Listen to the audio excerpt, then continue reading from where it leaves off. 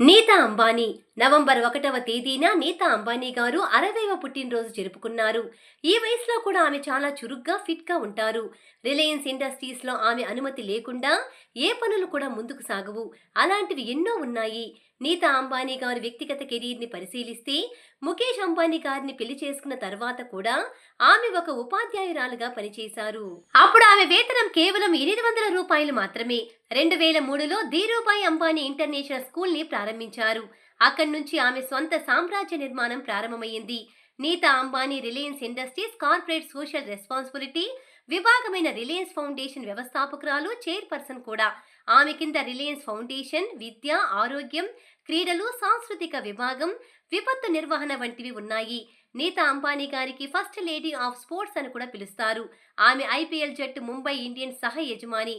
IPL టోర్నమెంట్లో అత్యంత విజయవంతమైన జట్లలో ఇది కూడా ఒకటి. ఇటీవల ఒలింపిక్ కమిటీ సభ్యురాలుగా కూడా ఎంపికయ్యారు. ఈ కమిటీలో చేరిన తొలి భారతీయురాలు ఆమె. భారతదేశంలో ఫుట్బాల్ పునరుద్ధరణకు నీతా అంబానీ గారు కూడా కారణం.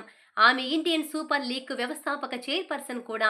నీతా అంబానీ సామ్రాజ్యం ఇక్కడితో ఆగలేదు.